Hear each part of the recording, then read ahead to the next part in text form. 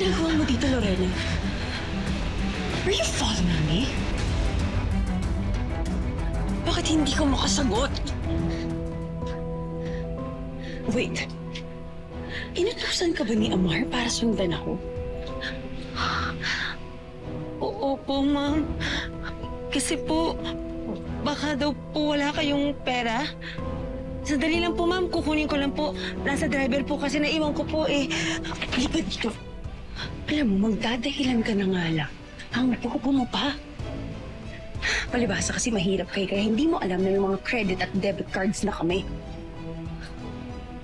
Ganito ang sasabihin mo sa asawa ko. Makinig ka. Sabihin mo, nagkita kami ng pinsan ko. Yung pinsan ko matangkad, maputi, mas may edad sa akin. Tapos sabihin mo mga 30 years old. Tapos sabihin mo, nandito kami para magkwentuhan, mag-bonding, gano'n. Ha? Naintindihan mo? Opo, ma'am. Kasi kapag iba yung sinumbong mo, you're dead. Naintindihan mo? Opo. Sige na, lumayas ka na. Baka masampal pa ka na. Lumayas ka na. Opo, ma'am.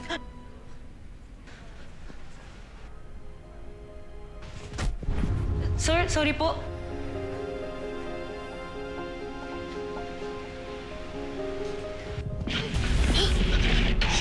Kriminal ka? Sir, hindi po ako masamang tao. Huwag niyo po kayo susumpo. Ikaw yung... Hindi ba ito tumitingin? Sorry po. It's okay. Next time, just be careful.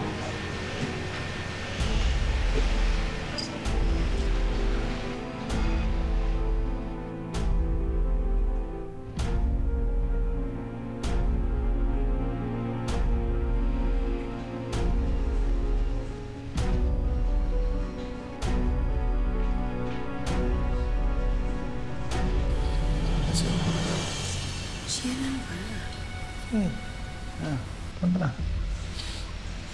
Stop. Ha? Wala naman tao dito eh. You're not here. Huh? Not here. Sienna.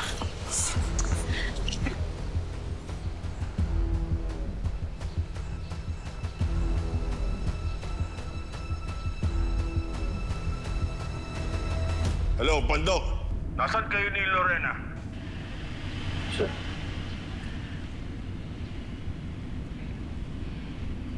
Hello, sir. Si Lorena po to. Sir, nandito po si Ma'am Ronnie sa hotel. Tama po yung kutob ninyo. May kasama ho siyang lalaki. Saan hotel yan? Pupunta agad ako dyan!